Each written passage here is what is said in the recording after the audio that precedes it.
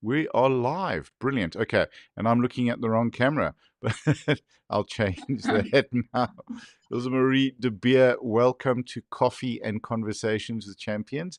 Thank you for joining us. It's a pleasure. Thanks We for having me. An absolute pleasure. Let me see if I can switch. We've got a new camera that I've been testing out. There we go. That's the one. And what's kind of cool is it's an AI camera. So I think if I hold my hand up to it, it should flash and then it follows me around. But seeing it's not doing that anyway, we'll just get straight into the podcast. Thank you for your time. And it's very cool to talk to you because probably last year or the year before, I spoke to your dad and I was like, can we get you on the podcast? And he was like, no. And, no one argues with your dad. So I think my boyfriend would say the same because he always calls me Hulk. So yeah. rather not. That is very cool. I think, can I borrow that at some of the competitions? Yeah, you can. Bar loaded for Hulk. Yeah, that would be cool. Okay, done. You got a deal. Awesome. So for those who are watching and don't know you, tell us a little bit about yourself because you're far more than just a powerlifter. Yeah, so the journey started with swimming actually. So both my parents are very athletic. My mom used to be a swimmer and my dad used to do more like road running and marathons and stuff like that. So even me and my brother, we're both very athletic. So in junior school, I started with gymnastics, trampoline, all of those things. Got national colors in trampoline, and then I had to decide between that and swimming because it was just the times were overflowing, and also like my dad always got a heart attack when I was on the trampoline jumping so high. Okay. Yeah. And then I chose swimming, and that's where my passion really started. So I started competing at the age of 5, actually. Wow. And then, did it for 15 years competitively, traveled the world doing what I love. So, it's actually a pretty cool journey. And it started off with my first South African team at the age of 12. So I was grade 6. And then, just started traveling the world from there on. And then my most important goal, I would say, was actually World Cup in Okay. 2017. Yeah, and then also 2017 or 2016, I can't remember the exact year. I just missed the Youth Olympic qualifying time in the 200 freestyle by Sure. 0.02 of a second. Wow. So it was just not meant to be that year. And then I aged up, and then I had to go to the normal Olympics, but that's only a few people go. Yeah. So I traveled the world and I enjoyed it and represented my country. So swimming, I've always been the swimmer. So it's quite nice to do something different now. What was it like at such a young age to have the opportunity to represent South Africa? Was it something cool, or was it just like you were so focused on the goal that it didn't really hit home? I think like when you're young, you don't realize how big it is to swim for your country, or Mm-hmm. even any competition for your country it's huge. And I see now like that is the goal with powerlifting, is one day to get to that level. But I must say, I think I just focused on the goal when I was younger with swimming. Like you focused on your race, you did what you had to do, what your coach told you to Mm. do, and that was it. Like you had your friends outside, but in the water you were enemies. So you just wanted to win. So 100%. How did you find the community within swimming versus within powerlifting? I must say powerlifting's a lot more like not healthy, but a very good atmosphere versus swimming. Like I don't talk bad about swimming at all because Mm-mm. it's my life. But like with powerlifting, I just like the people don't know you in the crowd, but yet they cheer you on as if you're their friend or a family member. Mm-mm. Whereas with swimming, you would always wish that person's goggles will fall off or, or something like that.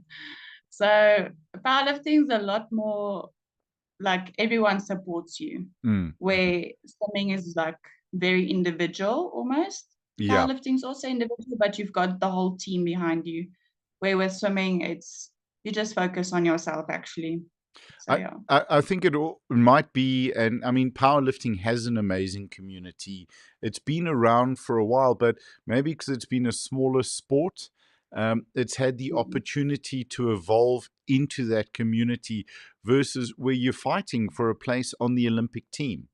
And it's from Yes. that young Yeah. age, and it's driven by the coaches and by the parents, probably more than the athletes at Yeah. the beginning. So powerlifting probably has that because it hasn't been that internationally recognized as much as swimming. What are your thoughts on that? Yeah, definitely. I think like powerlifting, from what I can hear about stories from a lot of people, it was mostly a male sport. Yeah. So I think it's definitely growing within like females. And yeah, it's just not as big yet as swimming is. And I think it's very much like gymnastics. Like it's not a big sport yet. Mm, So where gymnastics is at the Olympics, but I mean like as the South African team is not huge. yeah, So I think it's definitely getting there, but hopefully one day it will be the same. But absolutely. yeah, I think it's definitely growing, which is awesome. Yeah. It's something very, very special about it. So now your dad's been involved in powerlifting. I think when I was chatting to Heather Layton at one of the comps, and she's saying, I don't think your dad's missed a competition. I don't think he's missed a provincial. I don't think he's missed a nationals. Even some of the club comps since he started lifting, he's really a fixture at the competitions. And now it's obviously great to see you there. But what started you in the sport? So we are actually celebrating my dad, like after he came back from World Bench, Yeah. not last year, the year before, Hmm. where he placed fourth. It was actually just me and my dad and Tani Marie, and we were actually buying just to celebrate his achievement, because I think that's like, And you're like fourth in the world. Like, how good can that be? no, Yeah. but and also, And then, sorry to interrupt on that. Just something with your dad because he's so tall and very long arms. That is very, very impressive to be able to do that. yeah. Because usually you find the good benchers have shorter arms, but they struggle a bit with the deadlift. You know, your dad's a very rounded lifter, and it's fourth was absolutely phenomenal. Yeah, I mean, he always says his bench rack is like 17, which is higher than most of the squat racks. So Yeah. it's definitely higher than mine. Yep. But yeah, we were celebrating him, and then I said I miss the adrenaline rush that you get when you compete. Mm, And then he said to me, "No, man, why don't you start powerlifting with me?" And I just said, "No, I must still find a husband one day. Like I don't want to be this butch girl, and everyone's like scared of me, you know." And then he was like, "No, there's like weight divisions." And I didn't know anything about mm, powerlifting. So then he showed me everything about it, and I started training. Was really like, yo, how does someone squat over 100 kgs? Like, that's insane. yeah. And just set like small goals for myself. And I actually started with at Heather's competition at Barbell 1610. And that was my first ever, like, their club competition. So just to hear the commands and all of those things to get used to it. And it was very fun. And then we did the barbell lift off as my second comp. So I had two comps, like fun ones, Hmm. before I started the actual season, which was very nice because then I also almost knew how everything works.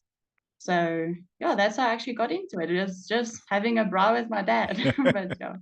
So those two fun competitions, do you find that experience helped you really when you stepped onto the platform for the first time at provincials? It wasn't overly intimidating. You knew what to expect. You knew the flow, the commands, and so on. Because the reason I'm asking is, as coaches, we encounter so often athletes saying to us, I'll compete when I can win.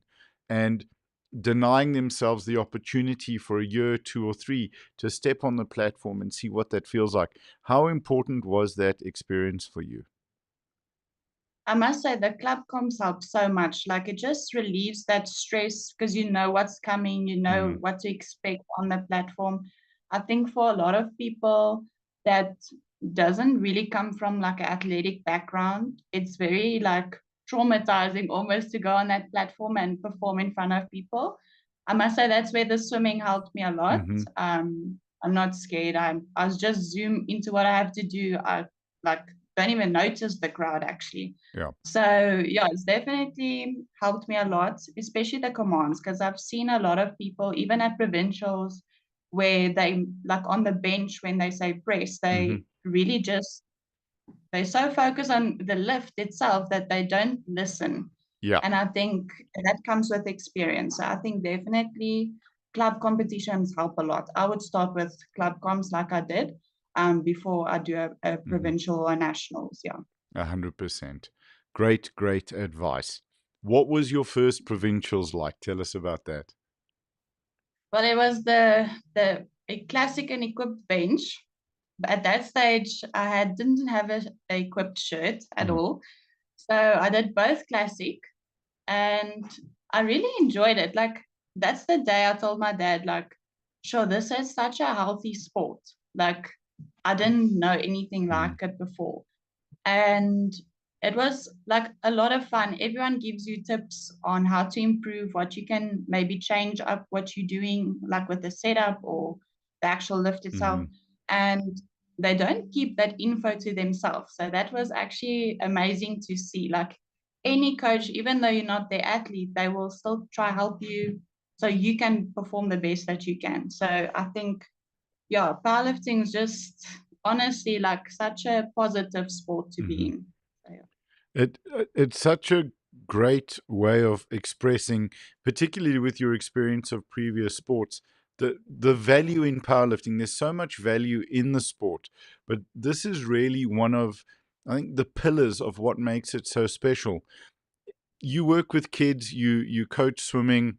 Would you advise parents to get their kids involved in powerlifting so they can experience a healthy sport, a healthy community? Definitely. I think especially I coach mostly juniors Mm, and I always tell the parents that they must try every sport that there is while they're in junior school and more specialized when they're in high school. Because you never know really where your passion lies at such a young age. And definitely be in a healthy environment will help them even as just a person. mm, So mm, I definitely would recommend that. And even our senior swimmers, I think powerlifting can be a very good like accessory to add to swimming.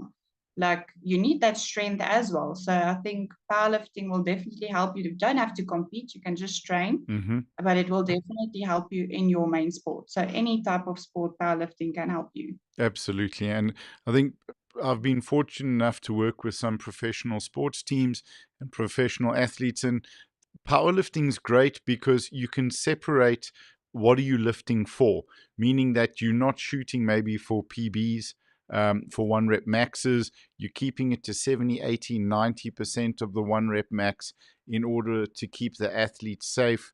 You may be focusing on a lot more of the negative movements in order to get that strength gain without putting the athlete at risk. Because I can tell you, it's a terrifying thing coaching professional athletes, understanding the cost Yeah. and the value of those individuals that you don't want to hurt them. So that Yeah. And if they get an injury, you know the season's actually over.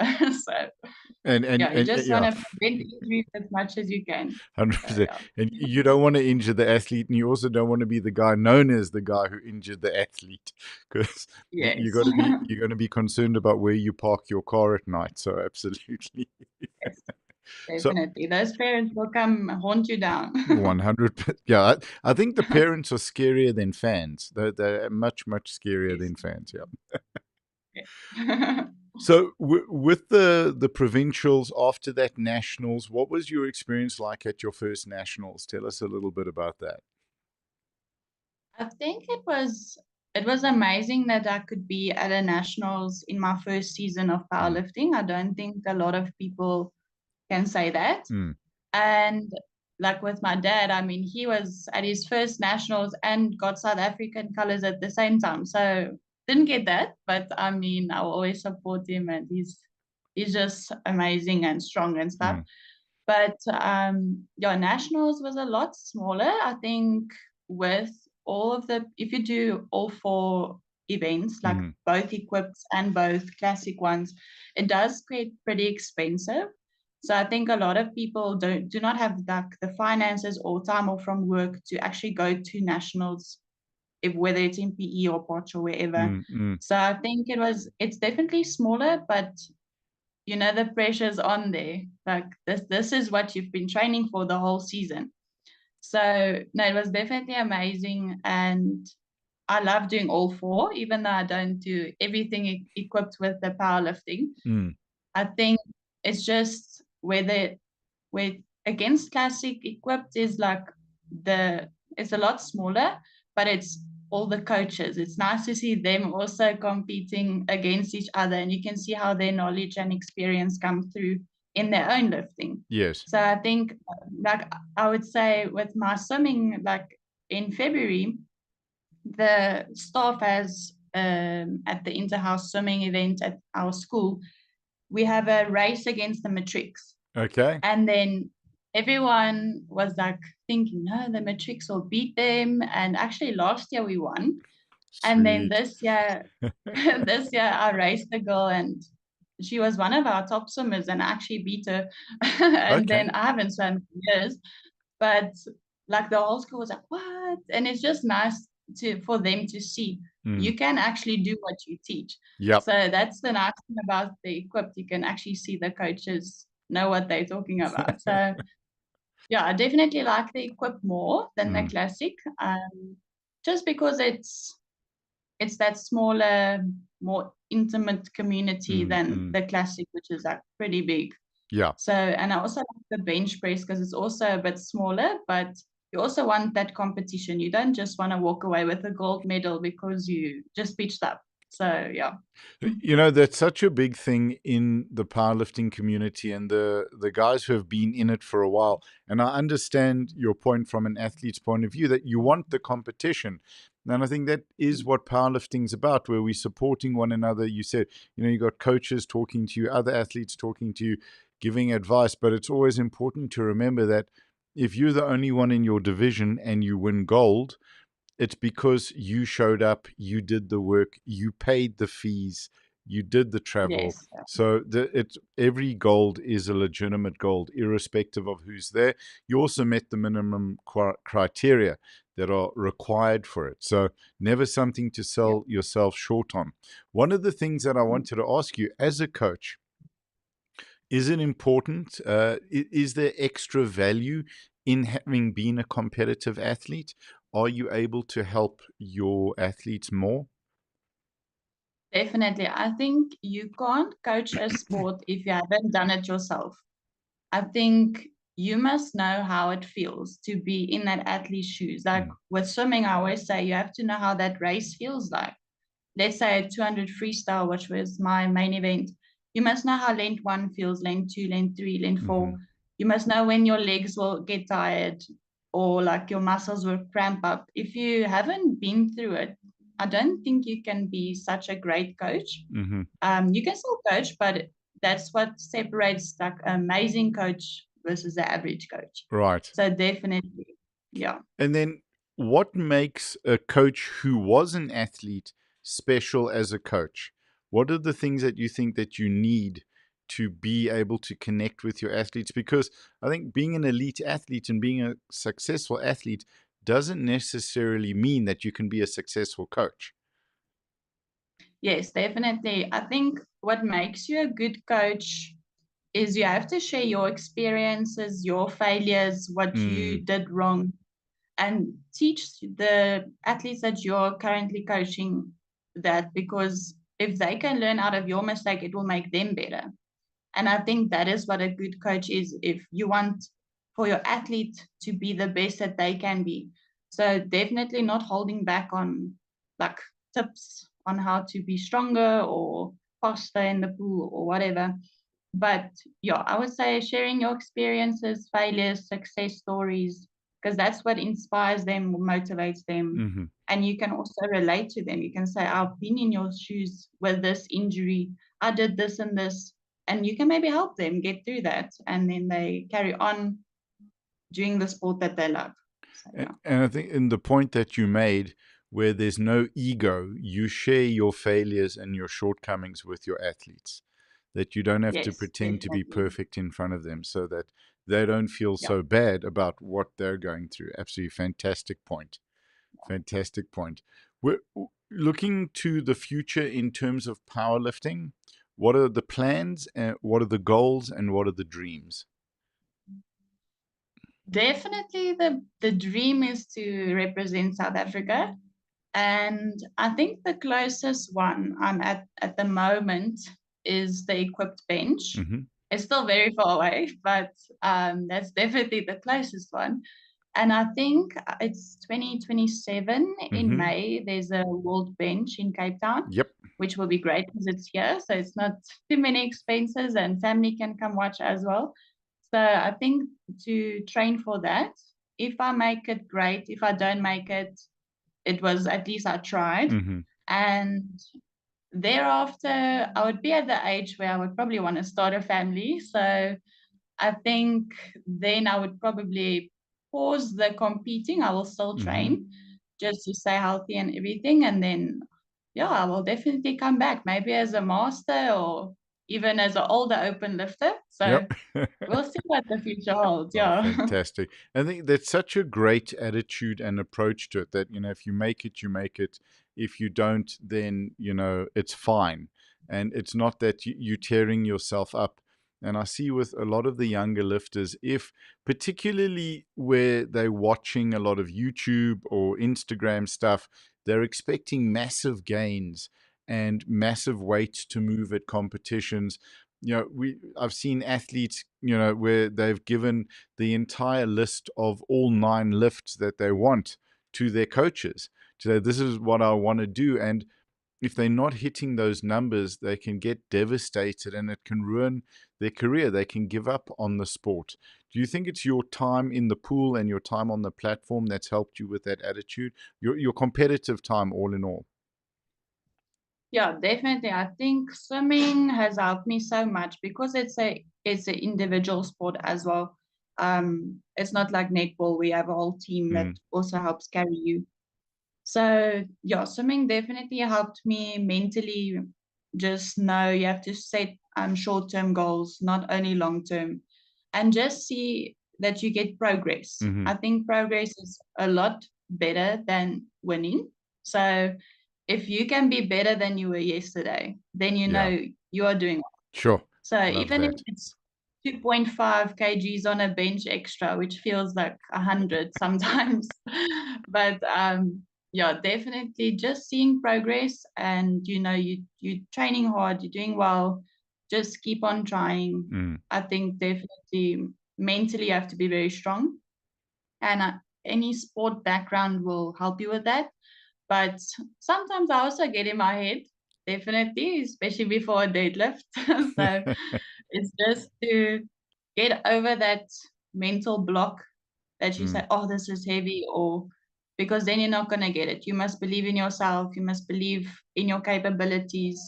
Because I mean, you've trained so hard, you've put in the hours. So just trust in yourself. mm, And what I did with swimming that actually helps me now as well is I vision what I'm going to do before I do it. mm-hmm. So normally I would be like, I'm going to dive in like this. My tumble turns will be like this. My underwaters will be like this. Finish the race strong. Where with powerlifting also, I can see myself doing the actual lift before I've lifted. So it is like a bit depressing if you don't do it as you vision it. But sometimes on the day, you're not as strong as the other days. And yeah, that's actually the thing with powerlifting that's actually pretty noticeable is that you're not as strong every day. Mm-hmm. So you must see how you slept, how you ate the day before, all of that. And rest is just as important as the training part. So yeah, it's definitely a mental game. I think if not more important than the training part, we got to focus on that rest and recovery. And it's so true because especially in competition, it's down to those 9 lifts and the technique will carry you, but if you don't have it in the system, if the body's not willing or capable, then it's not going to come up. You made some Yeah. fantastic points that I want to chat to you about, and I also want to find out about that competition, the conversation in your head about the deadlift. But you said something that's so valuable, and I think that's going to be the caption, that the description or title rather for the podcast, that progress is better than win, or progress is more important than winning. And that's such a valuable lesson. As a coach and as an athlete, would you encourage parents and even kids then to speak to their parents about getting involved in competitive sports as a way to learn very, very valuable life lessons? Yes, I think sport is not just for health reasons. Mm, I think it definitely shapes you more of a person than anything else will be able to. It's also some life lessons you have to learn on the way. Like, also, I think it's almost the same as having a brother or a sister, like yeah. sharing those wins, those losses, everything. You have to learn it. You can't always win. Mm-hmm. So I think definitely also to fight through injuries, like that determination just to keep on going when life gets hard. You have to still keep on going and push through to the following day. The next day the sun will shine again. So I think definitely that's sometimes how I feel after I failed a lift, is like, oh, this day couldn't get worse. But I always say, even to my swimmers, if you have one good race, it was a good gala. So Yeah. if you can find something good that you did at the comp, like let's say it was only in warm-ups, and that 100 squat in warm-up was amazing, like it was so easy, then you're making progress. If it felt easier than last time, you're making progress. Yep. So definitely find something in every comp that will be the highlight of the Mm-hmm. competition to keep you going. So yeah, definitely sport is, like I say, not only for fitness and health, it's definitely a few mental challenges and battles that you have to learn how to cope with for life. Yeah. Sure. Uh, Absolutely spot on. I love that. And I think it's even sometimes just showing up to the competition is the Yes. highlight. You may not you may be feeling terrible, but you got on the bus with the team. You got there, you did what you had to do, and you showed up. Yes. And you tried your best. That's all you can do Yep. on the day. If you can say you tried your best, that's good enough. And I think Yeah. it's a great way for us to develop the skills to be kind to ourselves. You can still have high Yeah. expectations and standards, but you need to learn to be kind to yourself. Yeah, I think that was also my thing. Sometimes you think the parents the hardest on you or the coaches, but actually, I think for most people, including myself, Mm, I'm the hardest on myself. Like, because you've put in the work and you've put in so many hours into the sport that you love, and now like you don't perform as you wanted. mm, So I think definitely you must be kinder to yourself on days like that. Yeah. 100%. Tell us a little bit about the conversations in your head before the deadlift, because I know exactly what you're talking about.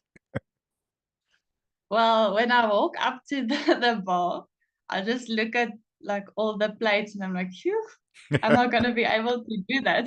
Yep. And then I'm just like, no, you have to believe in yourself. And then I just hear Dan shouting at me, Hmm. and he knows if he shouts at me, I will get it up. So even in trading, he needs to shout at me, Yep. mustn't be kind. And then, yeah, I need tough love. Yep. And then, yeah, I think just the crowd getting behind you. I think Mm, most of the time when I do my setup and I put my feet down, I hear that one person just shouting your name, and you're like, sure, these people believe in me. So then it also boosts your own confidence. And then I'm just like, okay, now you just have to brace and just pull this thing up. So, but my dad always tells me in training, actually, with the deadlift, is it's not the pulling, it's the pushing from the floor. hmm. So something that related to me with my swimming days is like a tumble turn. You have to push off the wall to You're swim the right. other direction. Hmm. So he always tells me it's the same as that. push off the wall as if you're doing a tumble turn. So yeah, definitely I'm an image person, so I need to see it. Yeah. So yeah, they know how to coach me in that way. So Yeah. what's it like? And I wanted to chat a little bit about Dan as well, and then also ask you if coaching something that you would want to do in terms of powerlifting. But Dan is a very unique person in South African powerlifting. He's a very unique coach. He gets incredibly passionate. I remember from provincials, I got some great photographs of Dan screaming and cheering for you. I think in some ways he's more connected to the bar than the athlete. When the athlete's pulling his head in that bar, he's lifting it with you. What's it like working with Dan? No, I mean everyone knows that. Like Everyone knows Dan. he is powerlifting. Yeah. So yeah, I think definitely the years of experience he has like under his belt, I think nothing can compare with Mm. experience. Even if you're the greatest coach, if you don't have experience and you haven't been through it, I think you can't be incredible. Let's Yeah. say that as a coach. And yeah, Dan Shami always feels like a grandpa to me. So yeah, we've got a lot of love for each other, and he's always there motivating me, messaging me if I'm not training at the moment and Mm. training at my dad's house. He's always checking up how we doing. So he's definitely all in with Yeah. us. He's there on the platform with you. So no, definitely hearing him cheer you on and him believing in you. I mean, because he's got so many years Mm. and coached so many great athletes, I think if he believes in you, you feel special. You're like, sure, this guy trained with Arnold, like, and he Mm. believes in me. So he's seen so many great things, and he trusts in you and believes in you, and he tells you you can do it even though you don't believe it. So no, it's amazing to have him as a coach and a mentor, and definitely A I must cheerleader. say yes. And I mean, even to just see him doing it at like Master 5 this year, Yeah. I think it's insane. It just shows how you can do it even if you're older. And I think that's what's keeping him young as well. So yeah. Absolutely. Yeah, and And you give him a pat on the back or you give him a hug. It's like hugging a rock. Someone at his age, he's rock solid. yeah, I wish I could lift the weights that he's lifting. And I mean, he's turning 80. So Yeah, yeah, I just tell him, Dan, I just want to be as strong as you one day. yeah. So yeah, definitely. And going on to the other question, if I ever want to coach Mm. powerlifting, I think maybe we'll see. But there is definitely a passion from my side for coaching it's in Yeah. general. So definitely I love gymming. I used to love CrossFit as well. Actually, that's what I did while I studied. And yeah, I think I do have a background of coaching now with swimming and head of swimming of St. Andrews. Hmm. So definitely know how to motivate athletes and what they've been through and all of that. So because I've now experienced powerlifting, I think it will help me if I want to become a coach Coach. one day. But at the moment, swimming will be my my work. But maybe one day we'll see. Okay, Yeah. awesome, good. I'm gonna keep that on record. So we look forward to chatting to you about that because I think as a coach in one sport, if you're competing in another sport, and as you said, you're bringing that experience, that expertise of the competition, which ultimately is what it comes down to.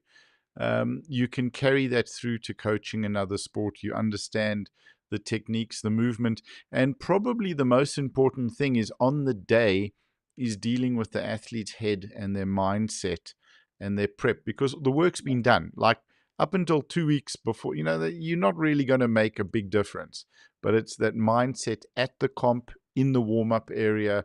You mentioned like you might have a bad comp, but you get a great lift in the warm up area and helping the athlete carry that experience from the competition.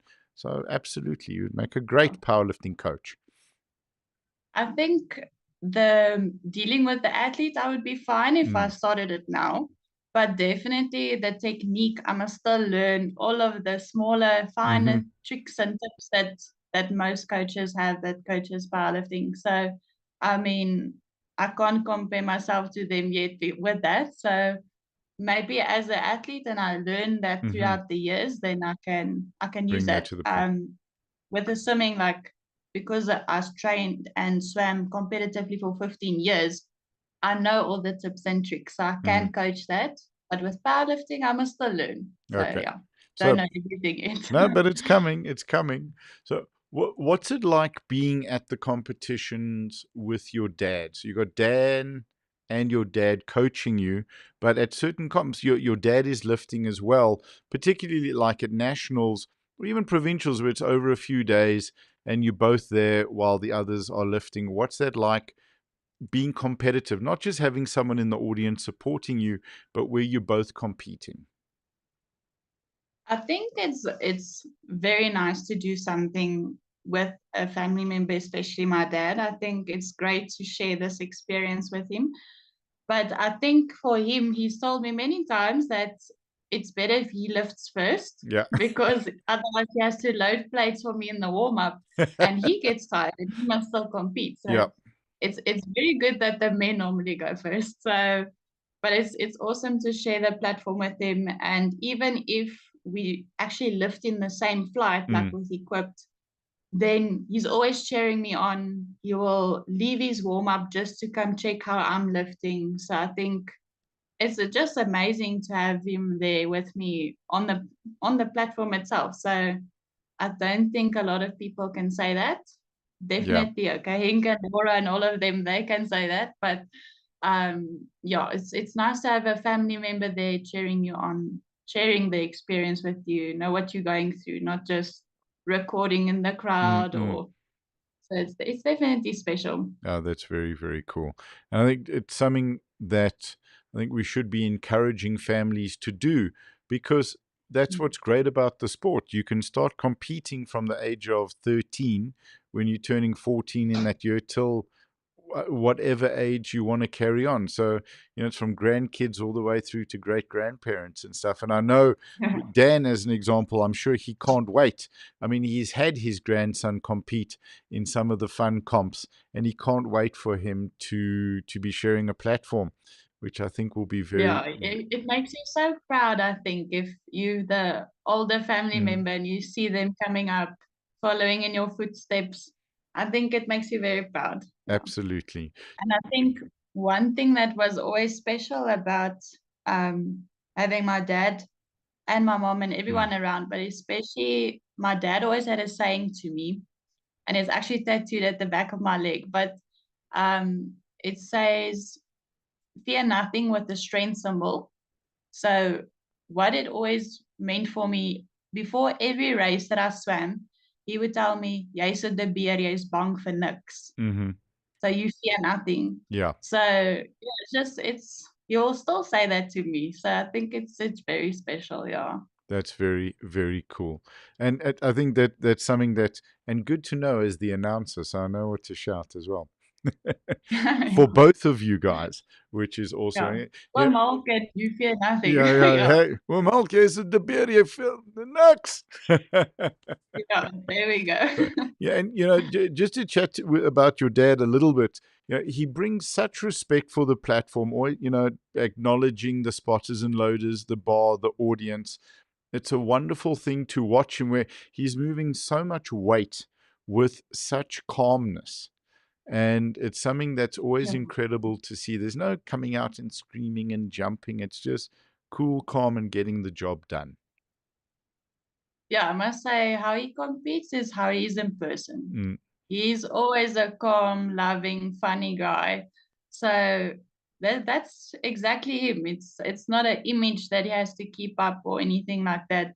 I think, yeah, he's definitely not a shouter before a lift, but even in real life, he's yeah. never shouted at me. So it's definitely, that's who he is, and he's always respectful. That's why we'll always thank the loaders and spotters. Yeah. That's very, very cool. And it's needed in the sport as well. You can shout, you can jump, but there needs to be respect. And your dad shows tremendous respect to the spotters and loaders and to the referees. And, if he's not getting a lift going his way, or, he didn't get the result that he wanted, he moves on to the next lift immediately. There's no running around and going, what? Which I Yeah. think is something that is valuable for the sport, but also very much for the athlete's mindset. If you can switch, right, that lift is done and you're moving on to the next lift. Yeah, I think definitely that is very important. And I think he also shows to younger lifters out there that you can't throw a tantrum or go ask the judge on the left why your squat wasn't in. Like, you can't do that. You have to just, like you say, switch off, move on to the next one, fix what your mistake was. You can't attack the person from the side. Like, it's not a good sportsmanship characteristic almost. And you have to have respect for the judges and the head judge and jury if there's one. Like, you can't go shout and everyone sees that. Yeah. It's just not Because I think ultimately it's not going to benefit you, because you're going to give so much mental energy to a lift that you can do nothing about. To a lift that's done, where rather it's done, shut it down, move on to the next thing. If you have a squat session you're not happy with, it's done after the third attempt, move on to the bench press. Yeah, and I always tell like my little swimmers, you mustn't work harder, you must work smarter. So by wasting that energy running to the judge on the side, it's not going to help you, like you say. They're not going to turn the lift around. So rather take that energy or anger and use it in a good way in your next lift. In your next Like attempt. sometimes I can get angry sometimes at training, and then I lift the thing. So that's your way, then use the energy for that. So pack it away for that deadlift and get it up Yes. off the floor. 100%. Yeah. Absolutely. A couple of fun questions that I like to ask, and I think unfortunately Instagram only really give us an hour for the reel, but we could chat for a long time, and I'm very grateful for the expertise in coaching and experience that you bring in coaching, and for the amount of time you've been a competitive athlete in swimming and now in powerlifting to this conversation, because I think the advice in what we're discussing, I know the advice in what we're discussing is invaluable. And just on a lighter note, some of the questions that I like to ask. First thing, it can be serious, it doesn't have to be serious. What do you love about powerlifting? I think just to see how my body gets stronger. How I can compare it with swimming once again is with swimming, you don't notice the improvement that quickly. So you don't always take off time at a gala. In training, you don't always go to like a 1 rep max with powerlifting. So I think definitely, like I said, just to see that progress and you're like, wow, I actually did the 100 deadlift goal. I did the 130 deadlift goal, or squatting over 100, benching. Definitely a goal is to bench over 70. But yeah, just those goals that you set and you see you are reaching them, and it's not impossible like you thought a year ago. So I think definitely to see how strong you can get. Yeah. That's such a great point. And what I wanted to ask you on that before we move to the next question, do you find, have you been able to carry that belief over to other parts of your life, that you're stronger than you believed? Or is it something, so I think that might not be so prevalent for you because of your experience as a competitive athlete. But for people, is powerlifting a good way to teach ourselves that we're stronger than than what we believe? I definitely think so, because it's very much in your head if you believe you can lift this or not.